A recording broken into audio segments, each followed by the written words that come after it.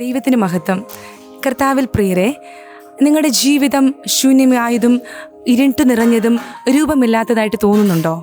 എന്നാൽ ബൈബിൾ പറയുന്നു, 31:2 ഭൂമി പാഴായും ശൂന്യമായും ഇരുന്നു, ആഴത്തിന്മീതെ ഇരുളുണ്ടായിരുന്നു, ദൈവത്തിൻ്റെ ആത്മാവ് വെള്ളത്തിന്മീതെ പരിവർത്തിച്ചു കൊണ്ടിരുന്നു. ശൂന്യമായി കിടന്ന ഭൂമി, രൂപമില്ലാത്ത ഭൂമിയെ ദൈവം വെറുതെ വിട്ടില്ല. അത് പാഴും ശൂന്യമാണെന്ന് കരുതി ഉപേക്ഷിച്ചില്ല. എവിടെയാണോ പാഴും ശൂന്യമായി കിടന്നത്, അവിടെ തന്നെ ദൈവം തൻ്റെ പ്രവൃത്തി ആരംഭിച്ചു.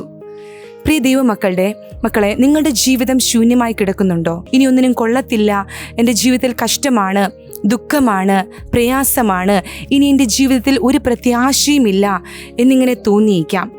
പക്ഷെ ഒന്ന് ശ്രദ്ധിക്കൂ, 31:2 അത് ദൈവത്തിൻ്റെ അവസാന വാക്കായിരുന്നില്ല. അതിനുശേഷം ദൈവം പറയുന്നു, വെളിച്ചമുണ്ടാകട്ടെ. വെളിച്ചമുണ്ടായി. ദൈവത്തിൻ്റെ ഒറ്റ വാക്കുകൊണ്ട് ആ ഇരുളിനെ മാറ്റിമറിച്ചു. ഇരുട്ട് വെളിച്ചമായി.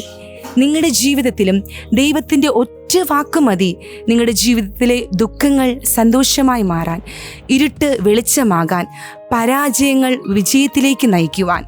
നിങ്ങളിപ്പോൾ അനുഭവിക്കുന്ന നിങ്ങളുടെ ജീവിതത്തിലെ അവസ്ഥ, അത് നിങ്ങളുടെ ജീവിതത്തിൻ്റെ അവസാന അധ്യായമെന്ന് നിങ്ങൾ വിചാരിക്കരുത്. തീർച്ചയായും അന്ന് പ്രവർത്തിച്ച സ്വർഗത്തിലെ പിതാവ് ഇന്നും പ്രവർത്തിക്കുന്നു. ആ ദൈവം ഇന്നും ജീവിക്കുന്നു. ദൈവത്തിൻ്റെ ഒറ്റ വാക്ക് മതി നിങ്ങളുടെ ജീവിതത്തെ മാറ്റിമറിക്കുവാൻ, പരാജയങ്ങൾ സന്തോഷത്തിലേക്ക് കൊണ്ടുവരുവാൻ. അതിനായി നിങ്ങൾ ദൈവത്തെ വിശ്വസിക്കുക, ദൈവത്തിൽ പ്രത്യാശ വയ്ക്കുക.